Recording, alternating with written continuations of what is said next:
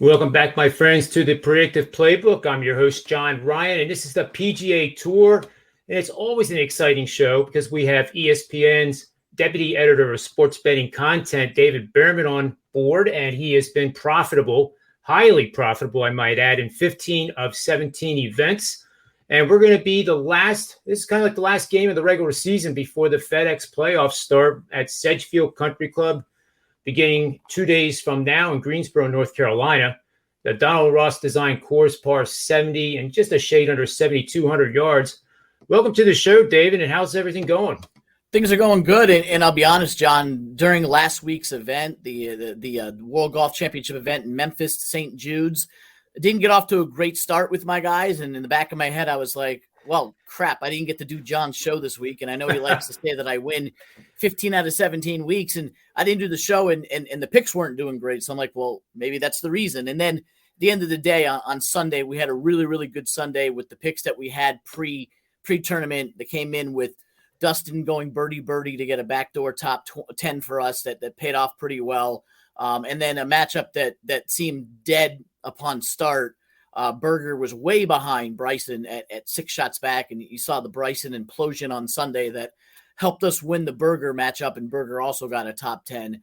So at the end of the day, we profited. It was small. It was very, very small, about a half a unit of pizza money. But considering we had to dig out of a hole last week, I will take any sort of profit when I thought we were dead man standing after Friday, considering Brooks didn't do very well. Berger was kind of middle of the pack. Webb Simpson, shout out to him, which we'll be talking about more in a second. He was nowhere near the leaderboard until he shot a 64 on Sunday that got us a top 20. So there are a lot of times you go into Sunday looking good and all things fall apart, but there are also times on Sunday where it goes the other way. And last week we were fortunate to take a small profit, survive and advance to the Wyndham Championship, also known as the Webb Simpson Classic, as we like to call it in the sports betting world. Yeah, it certainly has the highest course history correlation to the database. And like to your point, Webb Simpson comes up automatically because it's like his home course. Some of these guys, depending on where it is, they own it. Tiger at Torrey Pines owned it. And this course here, Webb owns. So, it's going to be interesting because Greensboro this time of year can get really humid, and that can be very fatiguing on these guys. And it is the last regular season finale, and some of these guys you're going to be talking about are probably on the cusp to make the FedEx. More importantly, it's the top, I think 70 or 75 after next week move on. So guys that are in the 90s in the terms of their world golf ranking are going to have to play well here if they're going to make it to the second week of the postseason play. Yeah, for the most part, we always talk about course history, recent form, course metrics. Those are the three elements that we always look at when we're trying to handicap golf. And every once in a while, there'll be another one you throw in there, or you might change your measurements. Obviously, when you're talking about the Masters in Augusta, it's a lot of course history because it's the same course every single year, and the people who play it well know how to play it.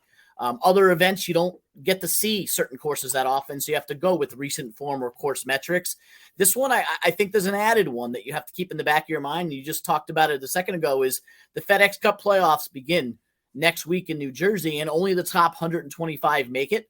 And then the BMW in the Midwest the following week is only the top 70. And then Atlanta for the Tour Championship the week after that is only the top 30. So there are cut downs that are going to be done, and I think you have to have that on the back of your mind when you're handicapping it. And there are players we will touch on that are on that cusp that may not make the top 125 if they don't have a good week here. And that absolutely has to be a factor. And I also think you talk about the humidity and what could be like the weather in Greensboro.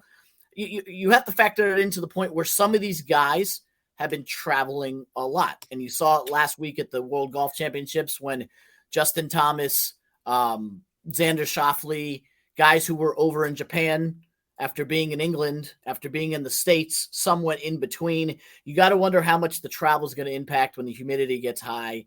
There's one guy we're going to talk about in Patrick Reed where, Patrick Reed's perfect for this course. He's not a long hitter, but he's a great ball striker. He's a great putter. He's a great up and down guy from scrambling. But Patrick Reed went England, Minnesota, Japan, Memphis, Greensboro. It's a lot. That is That is a Captain lot. America here. That is a lot. And I think Patrick Reed is somebody that I'm going to be playing top 10s and 20s because I think he's going to do well. He does well on this course. Also used to the humidity. He's from the Georgia area, so not too far away. He's kind of used to this weather. But at the end of the day, you have to think about how much these guys have played. Reed's into the playoffs. He's likely going to qualify for Atlanta no matter what he does over the next 3 weeks. But I am going to play him in 10s and 20s in matchups because he is that good. If you look at the field, I just worry about how much the travel is going to eventually wear off on him. Yeah, and I agree. The trip to Japan wasn't even planned because I believe it was because DeChambeau tested positive COVID-19, and then that gave Reed the chance to go over there and play. Which is really the only reason why I think he's actually in this tournament is he probably already had committed thinking he wasn't going to Japan. And then he could have pulled out, but, he lives nearby and he plays his course well. And Patrick Reed likes to play every week anyway. So, yes, Japan was not planned, but it did happen. Again, it's not like these guys sit in the middle seat of coach on the way back. They have it pretty good, but it is a lot of travel. And you saw with Xander last week what that took out of him. Yep, absolutely. So the players that are on the cusp, both for this to get into the top 125, who do you see as a good play? Well, one of the ones that I want to mention in Brandt Snedeker, who hasn't been in great form, but Snedeker is a guy who's currently 93rd in the FedEx Cup ranking, so he's comfortably in the field next week, but he's not comfortably in the top 70 for the week for the following week at the BMW. So he's someone that I think has extra motivation to play well. He won here in 2018, wire to wire, started off with a 59 on Thursday with a bogey on one. That's amazing. That automatically gets you on my betting card. 5 other top 10s here. He's made the cut 11 of 13 times at this course. And then if you talk about the event in general, he actually won it in 2007 when it was at a different course in North Carolina. So plays well here, plays well in the States, in this state. He has the second most money earned in this tournament from anybody not named Webb Simpson, which we'll hit on in a minute. And he actually needs to play well to put himself in a position next week to advance to the top 70. We're talking about a guy that had back-to-back top 20s at the Open Championship in England and the 3M in Minnesota. Kind of took a step back last week, missing the cut at the Barracuda, which different scoring system is what it is. I think Snedeker, this is the type of event where if he gets his game going, he could do extremely well. I'm playing him in the top 10 at 5-1 because a top 10 will really solidify him to be in a good spot to advance to the first 2 legs of a playoff that, by the way, he won in 2012. He won this entire shebang. So Sned's the type of guy who knows what's on the line, and regardless of whether the metrics match or not, he plays well at this course, plays well at this event, and he needs a good finish. And anytime you have somebody who shoots a 59 on this course, that's going to open your eyes to it. Yeah, the 59 reminds me of a very great putter that he is, because to shoot 59, you got to drain some putts. And this is a Donald Ross course that features those tortoise back greens. So I like that one quite a bit. It is a good one. And it's one where, no, Brandt Snedeker is not going to be the name that jumps off the top of your head when you're thinking about who's going to win in Greensboro. But at the end of the day, when you look at the scoreboard and you see Brandt Snedeker in the top 10, you're going to be like, yeah, right. He plays well here, needs to play well to advance. And that's the type of guy that you want to have on your card to do well. We mentioned Webb Simpson. Hey, just look at what Webb has done here. He only has the 1 W. So take it what it is, 1 W there. But T8 win, T22, 5th, 6th, 72nd, 3rd, 2nd, 3rd. I mean, he's 11 for 11 in cuts made at this course. 6 top 10s, top 10 each of the last 4 years. We took him here last year and cashed a top 5, a top 10, and a top 20. We didn't get the W, but we did cash all the other props. Like, he's from there, grew up there. He went to college at Wake Forest, which is around the corner, currently lives there, and his wife let him name their daughter Wyndham. Like, does it get any better than that? He has a daughter named Wyndham because of how well he does here. He's a fan favorite. So with home field advantage not necessarily being a golf term, it is right now for Webb. And we talked about the FedEx Cup. He's 49th, hasn't had the greatest Webb Simpson year, comfortably in the top 125, comfortably in the top 70, has some work to do to get into that top 30 to advance to Atlanta. Why not do it right here at your home course, the one that you do the best? And by the way, he did shoot a 64 on Sunday in Memphis, gaining over 4 shots tee to green on the entire field. So maybe Webb, who has had some little injury concerns and fatigue concerns over the course of the year, maybe he's getting it together a little bit, getting to this course, the Webb Simpson Invitational, does well, maybe seals his spot in Atlanta and gets his season rolling. And for all we know, John, we could talk about Webb Simpson, FedEx Cup champion in a month, and it all started right here at Greensboro. Yeah, he's the type of golfer when he gets hot, it's scorching hot, and it stays for a while. So I love that pick. Even though he's the favorite here, down the road. But I would add, he's the favorite, and I was talking to Ariel and Brad this morning on Sports Grid. He's not your typical favorite. He's 12, 13 to 1. Most favorites you find in the 7, 8, 9 to 1 range. This is an event with a weak field, so you would have expected to have somebody like Webb Simpson be 8 or 9 to 1, but you're getting a 12 to 1 price because he has not played well until last Sunday, 64, kind of been middle of the road, only has 1 top 10 in the last 16 tournaments. So he needs to turn it around, and you're hoping that the 64 got the job done for him. I wonder what he'll be priced for the FedEx Cup to win it. With pizza money, I would think if he's like 55, 60 to 1, maybe it might not be that cheap, but anything over 40 to 1, I think I would play. Yeah, but he's someone who's currently not in the field for the Tour Championship, so he's probably going to be in the 50 or 1 or more to range. He's got to play himself into Atlanta. But if he wins this week at an event that he plays very well, he'll be in the top 30, and that's something that you got to hop on now rather than missing the boat. Yeah, agreed. Who else do you like that's kind of on the cusp or looking in, maybe looking out, maybe a name that would be surprised to hear? I'm looking at as a pure long shot. He's 80 to 1, 9 to 1 to finish in the top 10. I'm currently looking for a price on him to make the cut, and I can't find it anywhere because he's not anywhere near the top of the odds boards. But your bronze medalist, CT Pan from 2 weeks ago, won the bronze medal, sitting at 120th in the FedEx Cup standing. So he's on that line. He's 5 spots in right now, but you missed, you do bad this week, miss the cut, and all of a sudden you're out. Won the bronze 2 weeks ago, also finished runner-up here in 2018. It's a boom or bust type guy, CT Pan. He's made 13 cuts. He's missed 12 cuts. A little bit of inconsistent, but that's what you're going to get from a guy who's 130th in the world and 120th in the FedEx Cup standings. But again, played well here in 2018, played well 2 weeks ago to win the bronze medal. And you look at the playoff, he beat guys like Rory McIlroy and Hideki Matsuyama. So he played well, and he also needs to play well to advance. So I'm trying to take him to make the cut because if he makes the cut, he's going to be in the field next week. Haven't been able to find that price yet. I'm hoping to find it by tomorrow morning. But 9 to 1 to finish in the top 10 for a guy who did that 2 weeks ago and 2 years ago at this event.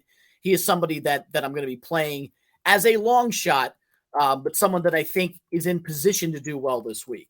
Another guy I'm playing to win, Sunjay M at 30 to 1, top 10 finish around 3 to 1. You had to expect John a letdown a little bit last week. He didn't medal at the Olympics. Obviously, there was the whole South Korean military exemption that was at stake. Didn't medal. Figured traveling back, let down. I didn't play him last week. He hung in for a little bit, then had a poor final round to finish T44. Twice he's played this Greensboro event, T6 and T9, going minus 16 both times. 2 years ago, he was the first-round leader, went out for a 62. First-round leader, held it for a couple of days before losing, and also did well at the Rocket Mortgage Challenge in Detroit, which, if you think about it, the way the courses are set up, birdie fest type courses, short, relying on strong short game as well as iron play. Sunjay M has it. 30 to 1, top 10 finish. I think here's someone who will be in contention all week long at this event. Awesome. Who else do you see? One other name that I'm playing, we mentioned Patrick Reed a few minutes ago. I'm playing it safe with a top 10 and a top 20 because of the travel worries, but I'm not going to be at all surprised to see him win it. In fact, I might play him at 22 to 1 before tea time on Thursday. He's someone that, if you look at Reed's body of work, he's just as good as anybody in this field. I do worry about the travel catching up to him, but he's 19th in the FedEx Cup standings, so he has to worry about making it. He won here in 2013 and finished 9th last year, 11th in shots gained total, 14th around the green, and 8th in putting. I see Patrick Reed doing well. I just have that weird sensation that the travel will eventually catch up to him. But I wouldn't argue with someone playing him at 22, 23 to 1 to win. Siwoo Kim, very similar to Sun J.M., didn't medal at the Olympics, so had to have a little bit of a letdown last week. What really got him was one bad hole. Everyone has seen it by now. Put the ball in the water 5 times in the 13th hole on Sunday to card a 13. Other than that, the rest of his score was pretty good. He was middle of the pack if you take out that one hole. Won here in 2016, also has 2 top 5 finishes in each of the last 2 years, and was your 36 and 54 hole leader last year. So Siwoo does well here. So you're thinking, should you play him to win? Siwoo is very volatile, as you saw on that one hole. If you look at his overall stats, 7 missed cuts, 3 withdrawals, and oh, by the way, 4 top 10s. So here's what I'm going to do, John. I'm going to play him to finish in the top 10, and then I'm going to monitor him for live betting on the weekend. If Siwoo is in the top 20 heading into Saturday, I'm betting him live because he's in contention. If Siwoo is out of contention, avoid him like the plague, maybe even fade him in a matchup, because he's shown that if he's not in contention, he's going to play bad over the weekend. But when in game, he's 4 top 10s, 7 missed cuts, 3 WDs is what it is. But he has won here before and played well here, so I like his chances at plus 350. I think he's coming in around 40 to 1 to win, which I'd consider if it wasn't so volatile of him. Yeah, I didn't realize he was that volatile. I mean, those are extreme measures. He's either right on or he's right off. Yeah. So I wonder how many putters he's broken in his career. Maybe none. He's withdrawn from 3 different tournaments, so who knows? That's not good. It's usually not because of injury or illness when you WD, but right. I do want to bring up one player that you ask me about almost every single week. I always say no to you. I always say I'm going to go pick Ricky Fowler to miss the cut. I'm going to pick Ricky Fowler to miss the cut. I've been right more times than not. Usually, absolutely. Sometimes it's on air, sometimes it's off air. You'll say, what do you think about Ricky Fowler? Let's call it what it is. Ricky Fowler's playing terrible. The only one who knows what's wrong with Ricky Fowler's game is Ricky Fowler. However, you are talking about an 8-time worldwide winner who was a former top 5 player in the world, 5 career wins. That's Ricky's resume. He's currently 130th in the FedEx Cup standings, which means as of this moment, he's not qualifying for the playoff. Yes, Ricky Fowler, who contends at every single major, who has the bridesmaid award for almost every major, former top 5 player in the world, is currently not in the 125. He's close. He's 130. The metrics will tell you stay away. The course history will tell you stay away. I mean, the guy's 111th in the world rankings and 130th in the FedEx Cup. You're not going to find much positive stuff there. Throwing all that out the window, if Ricky Fowler is going to make the FedEx Cup Tour playoffs and keep his season alive, he needs to do well this week. Now, how well? His game stinks right now. But you're going to get 2.5 to 1 to pick him to finish in the top 20. I'm going to play a little bit of a nibble. Have my inner John Ryan, who loves playing Ricky Fowler, play him to at least be somewhere near the top 20 on Sunday. That would get him into the first playoff event next week. So back to what we talked about 10 minutes ago. There's more than just course history, metrics, and recent form at play, all of which stink for Ricky. There is the, can I keep my season alive by making the top 125? He's on the cusp, and he ain't going to make it if he doesn't get into the promised land this week. I don't think he can win it because he's not playing well enough. But I do think a top 20 is not out of the equation. My book doesn't offer top 40s. If it did, I would play him in the top 40 for sure. That might be enough to get him in, but I'm going to sprinkle a little bit, not a lot.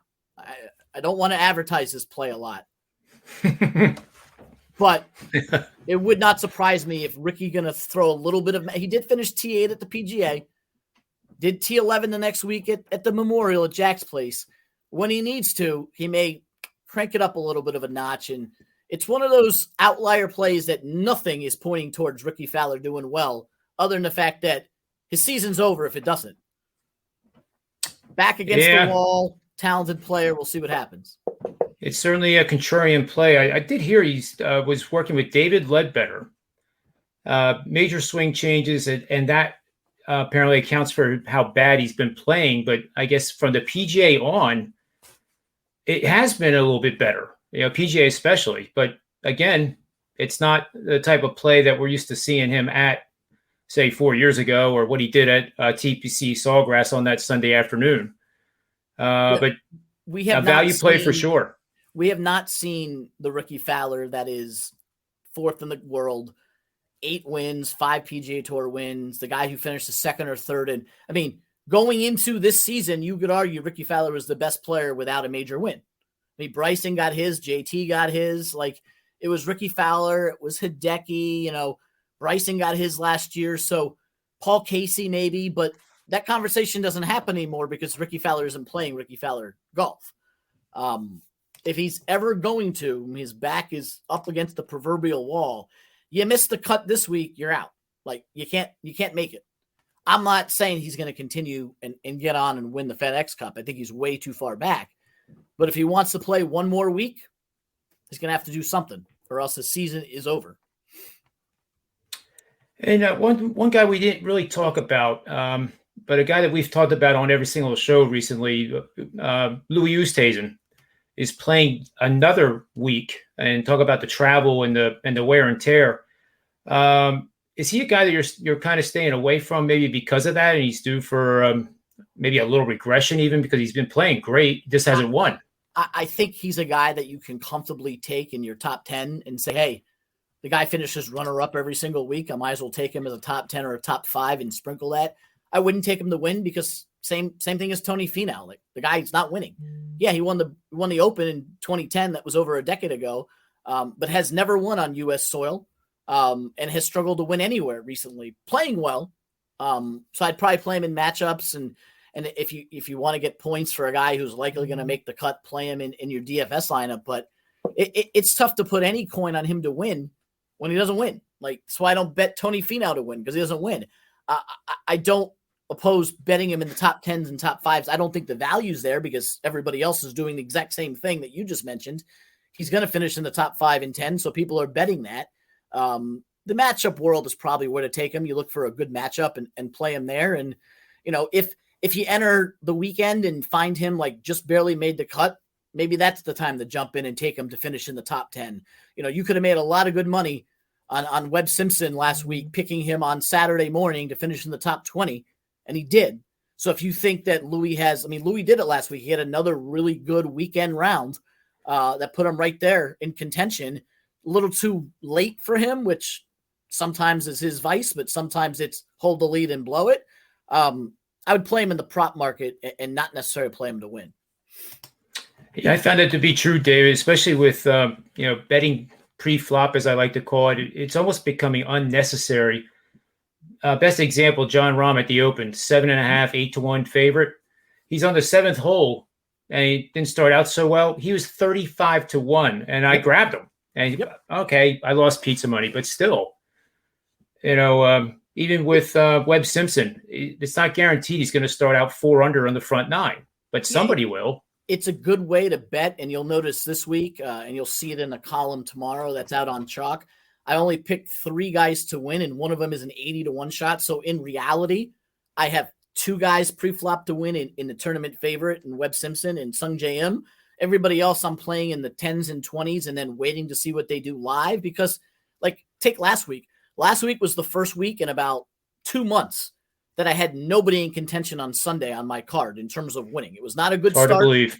The 4 guys that I picked to win were nowhere close to winning. Berger was probably the closest, but I still won money because I had 3 guys in the top 10. I had 2 guys win top 20s, and I went 2-1 in my tourney matchups. One was totally unexpected with Berger's rally, but overall, the portfolio was a W, and nobody was close to winning. Previous weeks, right, like the Open Championship, I had 1-2 going into Sunday, was able to bet on 3, and Morikawa came up and won, so you were guaranteeing yourself a profit. That doesn't happen every week. I literally went into Sunday with no live ones on the board and just worried about my 10s and 20s, and they hit to win money. So there is other ways to play golf, and you're right. Playing a favorite at 6 or 7-1, like that doesn't pay off when the guy's going to be 35-1 after he bogeys the 3rd hole. I do think that if you're going to hop on one this week, it would be Webb, because if Webb gets off to a good start, like he does here, his odds will shrink. But I think 12-1 is actually a good price for him right now. But yeah, everybody else, if you're not getting 30 or 40-1, you might as well wait and jump in then. Yeah, I can't agree more. With the time left, do you want to share a matchup that you like or two? I have actually, to be honest, I haven't actually looked at the matchups yet. We've had meetings all day. I'm going to dive into that after this.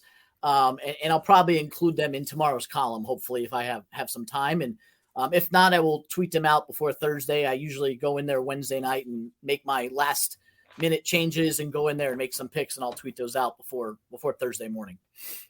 Yeah, and that article can be found at espn.com/chalk. So make sure you get over and get those picks, because there's nobody on the planet that's hotter in PGA betting than David Baerman, that's for sure. Thank you. Any final thoughts about what's going on over at ESPN you want to share? The daily wager, or we're the daily wager's off for the next week and a half, as we have Little League World Series going on all of our networks. But tune back in 2 weeks, it'll be on. And on Chalk, we're going to be starting to do our college football and NFL preview guides. Will be coming out in the next couple of weeks. Tune in next Monday for a roundtable discussion about betting NFL player props and fantasy drafts. So it'll be like a kind of a mixture between our fantasy writers and our betting writers on how to deal with props. And then starting next Wednesday, we're going to kick things off with hopefully our SEC best bets from our staple of writers and experts of what they think about the SEC. And we'll have a conference every single day for the next 2 weeks until we hit NFL time. So it'll be packed. I believe we have 18 articles coming out over about a 14-day period. All of college football, NFL preview stuff. You'll see the golf articles every Wednesday for the next 4 weeks, as well as our UFC. And, oh, by the way, English Premier League begins this weekend, so we'll have that out from Paul Carr in the next 48 hours. It's great stuff. Great stuff. I can't wait for the SEC. It's SEC and Big Ten football. It's my niche. You'll have it next Wednesday and Thursday on Chalk. It'll be interesting. I bet Georgia will be talked about quite a bit in that conference this year. But anyway, just know that whatever you do with Georgia, they're always going to underperform and underwhelm, and that's what they're there for. Spoken like a true Gator fan. Yes, sir. I didn't even do that intentionally. I set that one up perfect. There was a piece that Adam Rittenberg wrote yesterday about breaking down all the underachievers in college football. It literally began with, if Tier 1 doesn't begin with Georgia, you're doing something wrong. And it might have been the best piece I read all year. Yeah, them in Auburn, I think. Yeah, look at that. At least Auburn's won a national title sometime in our lifetime. That's true. And last couple of years, though, have been pretty dismal, but they had a ton of injuries. But still, it's underperforming. It is. They're also playing the same division as that other school in the state of Alabama. So all Georgia has to do is beat, little old Florida, and then they get to Atlanta. So yeah, clearly Clemson has the easiest road to get there again. The ACC is just so watered down that when Texas and Oklahoma were announcing their plans to go to the SEC, I tweeted that the Big Ten right now should make a phone call to Clemson and grab them before it's too late. There's nothing like college football realignment. It's the gift that keeps on giving, no matter how corrupt and or stupid it sounds. It keeps you talking. So it does. Well, David, thanks for your time as always. We'll look forward to the article over there for the Wyndham Championship, and then again next week for the first week of the FedEx Cup. So on behalf of David Baerman, myself, WagerTalk.com, and these Predictive Playbook shows, may all the wins be yours.